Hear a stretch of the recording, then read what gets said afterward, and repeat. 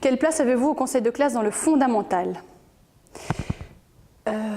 Alors ça dépend très fort d'une école à l'autre, mais de plus en plus on essaye d'avoir une place dans chaque école où on peut prendre le temps de se poser pour chaque classe, de parler de chaque élève et de permettre aux enseignants d'avoir un moment, pas entre deux portes ou avant, après une réunion, en te disant tiens, je dois te parler de tel élève, mais de dire voilà, on prend le temps, on parle de chaque élève dans chaque classe avec la direction et parfois les logopèdes ou d'autres personnes qui font partie de l'équipe de l'école.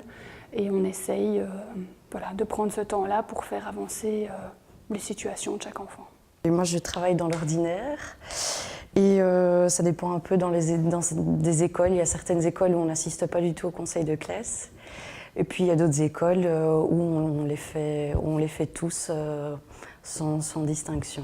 Quelle place avez-vous au conseil de classe en secondaire? En secondaire, c'est, disons, de porter sur l'élève peut-être un regard que certains professeurs n'ont plus toujours parce que, par exemple, le jeune les a un peu usés au niveau disciplinaire, etc. Et donc nous, on a un regard un peu décalé, un regard plus objectif. Et parfois, par une petite question, une petite interpellation, on peut remettre le conseil de classe le rediriger, disons, vers ce qui est son objectif, c'est faire le point sur l'élève à ce moment-là de l'année et voir quelles sont ses potentialités et ce qui pose problème et dégager des pistes pour aller de l'avant. Quelle place avez-vous au conseil de classe en secondaire? Donc c'est la place qu'on prend, je pense. Ça dépend aussi des écoles, évidemment. Et je pense qu'il y a des écoles qui offrent beaucoup plus de place au centre PMS que d'autres. Maintenant, c'est aussi, je pense, à l'agent PMS de prendre toute cette place et à oser intervenir dans les cas qui se présentent.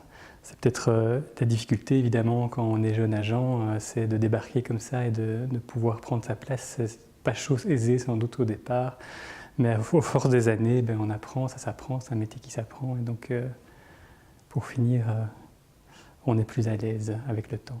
De temps en temps, intervenir par une petite question ou parfois amener un élément que le conseil de classe ignore et qui peut être important, bon, bien sûr, hein, toujours en respectant la confidentialité, mais qui peut être important dans la compréhension du comportement du jeune ou de sa manière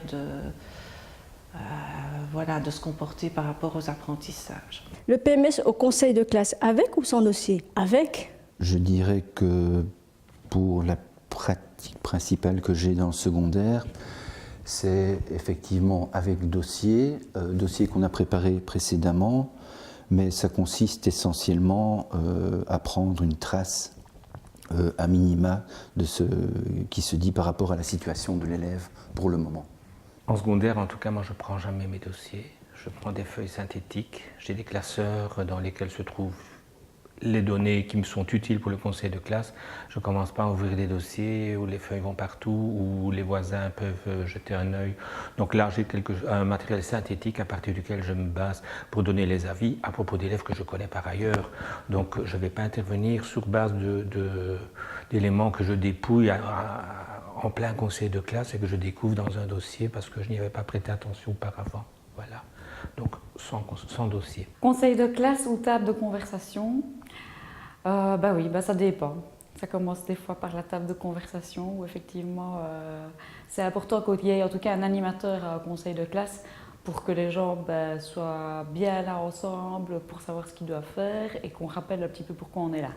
Sinon effectivement quand l'animateur manque, on aurait tendance à avoir un étalement des émotions des enseignants sur les élèves et un manque de concentration peut-être sur les aspects pédagogiques.